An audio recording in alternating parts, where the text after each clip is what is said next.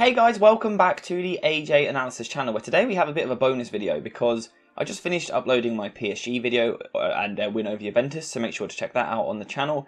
But I finished that, was then about to start work on another video when I got a message in the group chat saying unlucky Tuchel, so I had to look into it, and he's been sacked.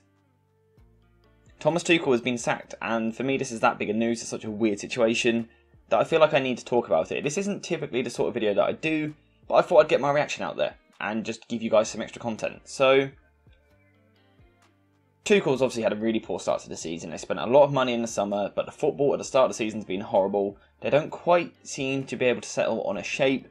The football's slow, they're conceding goals at the back despite spending a lot of money on defenders, and this is a results business. You can't afford to lose ground this early in the season because there's so much quality in the Premier League. But at the same time, this just doesn't sit right with me. This is a man that not that long ago won Chelsea the Champions League. What? How long ago was that? Like 20 months ago or something. It really wasn't that long ago at all. So it just doesn't sit right with me. It definitely went 20 months. My maths is definitely off there. For me, Tuchel is one of the best managers in the world. From a tactical point of view, I think he is incredible. We've seen it already this season. I've spoke about it. Chelsea against Spurs. His tactical changes in that game were absolutely brilliant. And they destroyed Spurs, a team that we're all saying could do well this season. Tuchel's tactics alone absolutely ripped them to shreds. They just got unlucky with the result. He's a brilliant tactical manager. We've seen him do it against City. We've seen him in the cup finals last year doing well. I don't know why you would sack him. He is such a good manager. Now, of course there is the other side of the coin and he has his weaknesses. And for me, that is talent ID within his own squad, the players he uses, kind of like the blind trust in certain players, continuously playing them when they're not doing well, and then also his scouting and recruitment. Now, obviously a lot of that comes down to the recruitment departments at the club, but I would like to think that Tuchel somewhat has the final say, and the recruitment hasn't been great over the past 14 months. So last year we had the signing of Romelu Lukaku for about £100 million, and on paper it looked like a good signing because we assumed he was going to be used to his strengths. They were going to play to his strengths and use him in the right way. I can only recall one game last season where they'd done that, and that was one of Lukaku's first games against Arsenal, where he absolutely bullied them, and Chelsea looked brilliant. But, kind of in the months that followed, Tuchel didn't do that anymore. So that is what I will hold against Tuchel. The Lukaku signing was bad, because not once did they play to his strengths over the course of the season, and now they've loaned him out again. So they basically spent £100 million to loan him in for a season, because he will definitely leave at the end of this year. It doesn't make any sense. And then if we come on to this year, this is where it doesn't, it gets worse. This here is their signings from this summer. And in terms of an English club in one summer transfer window, this is a record spend. £47 million on Raheem Sterling, I think is decent business. £34 million on Koulibaly, I think is good. Chukwuemeka for 20 mil is quite a lot, but it's a good young English talent. £63 million on Cucurella seems like they've overspent a little bit there. £75 million on Fofana, seems like they've overspent there. £10 million on Aubameyang was the wrong signing, they don't need that. And then Zakaria on loan is a decent player to kind of fill in the midfield. But what doesn't make sense is that a lot of this, this transfer window, like I said, is a record for one club to spend in one window. And looking at the date, the window closed 6 days ago and they've now sacked him. I just don't understand it. Why back him that much in terms of spending to then just boot him out of the club a week later? I don't know why you would do it. In terms of the signings, I think individually they're quite good signings, but I just think they overspent on several of them, with Fofana, with Cucurella. But if the club's happy to do that, the club's happy to do that. Tuchel didn't decide the fee. Individually, I think they are good signings. I think they all improve the team, but I just don't think it's necessarily what they need. Aubameyang, for example, I don't think Chelsea need a goal scorer, they need a creator. If we look at them from a tactical point of view, they're kind of mixed between two formations at the moment. Sometimes they're this 3-4-3, and then sometimes we see a defender come out and let's put, who do we put in here? A midfielder like Kante. And they go to more of a 4-2-2 like so. Just let me fill this in real quick. And they go to a shape more like this. And it's a decent team. The fullbacks are good. The centre-backs are reasonably solid. You've got two midfielders here who are okay. Loftus-Cheek and Mount are decent, and then the front two's alright. But all you get from that team is control. Tell me there in that team where the chances are being created from. Now, Reece James will create a lot of chances from fullback. Cucurella will do a decent job from the left. But Jorginho and Kante do not offer ball progression massively, but they certainly don't offer creativity. If we look here, Loftus-Cheek has done a good job this season. He's been a good utility player, but he doesn't actually have that, like, just that raw quality as a footballer. Mason Mount, decent, but not creative enough. And then Havertz, poor start to the season, not really offering much. And then that leaves Sterling as the main creative outlet, and he's the most attacking player. So who's he creating chances for when they haven't got a goal scorer next to him? It's not quite balanced, and Aubameyang isn't the solution to that. Aubameyang, yes, is a good goal scorer in the box. Chelsea aren't missing chances, though. Sorry, I just hit the mic. Chelsea aren't missing chances. They're not creating them. Aubameyang signing a goal-scoring striker doesn't now mean you're going to create chances. This team was crying out for a deep player in here to come and control the ball, and progress the ball and create. Kovacic is perfect for that, but he's had injury problems. Chelsea needed a Kovacic alternative this summer. The same in attack as well. Sterling is a good signing, he's creative, but they needed a wide creator. Because Ziyech hasn't done it since he came in, Pulisic hasn't done it since he came in, and Loftus-Cheek, like I said, he's doing a good job, but this isn't his best position. He's not the greatest footballer in the world, he's probably not Champions League level at the moment. They needed someone like Rafinha, a creative, wide player, and they didn't get that. So that is where I will go to Tuchel a little bit and say, well, Zakaria didn't address that issue, and Aubameyang doesn't address that issue. So, tactically I really like Tuchel, but I think he shot himself in the foot. And I think that is kind of the message that I'm going to put out from this. He's a brilliant, brilliant manager, don't get me wrong, and I really like him. Big fan of him, and I was so excited when we saw him at Chelsea. I covered it a lot, and they've done well over the past couple of seasons, but I think he shot himself in the foot with the recruitment. Last summer, it weren't good enough spending that much on Lukaku and not making it work, and then this year, it's the wrong profiles. In terms of if we look at kind of the start to the season, it's not good enough. Obviously, last night they lost to Zagreb, which is a very bad start in the Champions League. You can't really afford to lose that ground. They were very, very lucky against West Ham. The fact that Chelsea got away with a win there was very, very lucky. Southampton outplayed them for large periods. The Leicester game, I have to admit, I missed, but they got smashed by Leeds. And then in the Spurs game, they were unlucky. And the Everton game, they scraped it, but were the better team.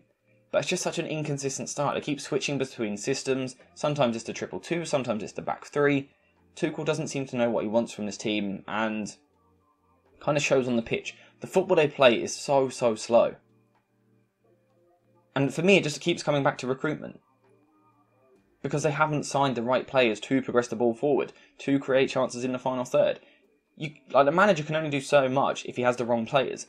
But who is making the decisions of the players? I guess that's kind of where you have to question, is it Tuchel, or is it the board, is it the owners, who is it?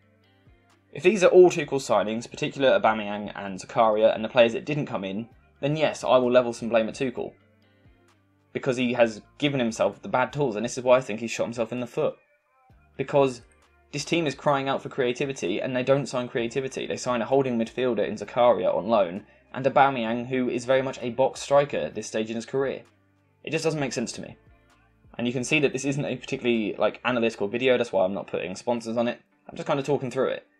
Because I want you guys to help me figure out the situation. What has happened? Moving forward, like I said, the record, it's not good enough. West Ham, they were very lucky, and I think they got a questionable decision in their favour. People debate it, I don't really care. It's not good enough though. You can't start the season like this. Now granted, Liverpool started the season poorly, United started it slowly of course, but you still can't afford to. Not when Arsenal have won all their games but one. You can't afford to start this slow because the competition is there this year. West Ham, Wolves, Newcastle are all going to put pressure on, and that's without talking about the top six themselves. In terms of his overall record, there's two different numbers going about. I'm not sure if it was his 99th or 100th game last night, but this is the record. 62 wins, 19 draws and 18 defeats. And I don't think it's a bad record. Considering he came in January, I think it's always difficult to come in halfway through a season. He of course hit the ground running. He got them doing well, playing good football, defensively really solid, and they won the Champions League. He won the Champions League within 5 months of being their manager. For me, that deserves a lot of credit. That's a very, very difficult thing to do.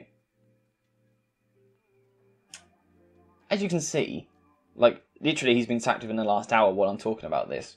So still processing a little bit. And this is one of those videos where I really want to hear the thoughts of you guys. Whether you're a Chelsea fan or whether you support someone else.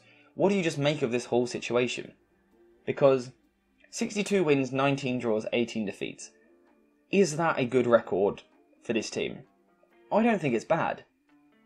there's probably too many draws is the big thing, and then in the big games, I guess they've maybe lost a few too many.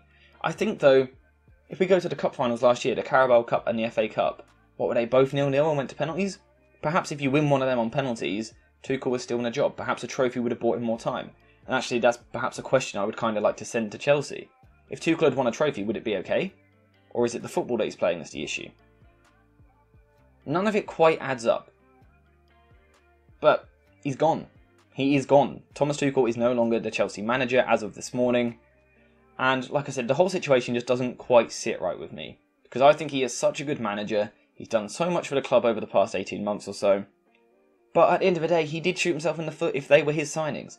If it was him making these decisions, they were bad decisions.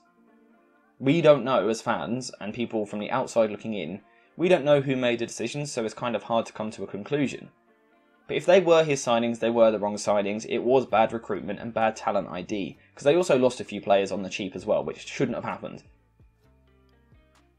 I'm really want to hear your thoughts. So please get in the comments down below. I'll make sure to reply to all of them because I just find it such a funny situation. 6 days ago, they closed the transfer window as record spenders, and now he's gone. Something has to have happened behind the closed doors here, I think. Like, in the background, something must have happened. Because you don't spend like £300 million in one window, and then a week later, sack the manager. It's illogical. It makes no sense at all, because you've given him these tools and players, but then not let him use them. It just doesn't make any sense to me. I can't figure it out. I'm genuinely bamboozled by the fact that he's been sacked this morning. But at the same time, it's Chelsea Football Club, so I'm not entirely surprised. They do sack quite easily. And I was saying in a group chat to my friends, like, I thought he was going to get sacked this season. I said it before the season started. I could see it happening. I don't know. In terms of what Tuchel does next in his career, I think it'll probably be a bit of time, but I think there'll be clubs that want him as soon as they lose their manager because he is brilliant. He's got the Champions League with Chelsea. He got to the Champions League final with PSG. And he played some very, very exciting football with that PSG squad. A squad that had creative players. Why weren't there creative players in this squad? And speaking on that, who comes in next for Chelsea? Because this is now a weird squad to work with. Because you haven't got any central creativity. And in terms of wide creativity, you've got the fullbacks and you've got Sterling, who's been playing quite central.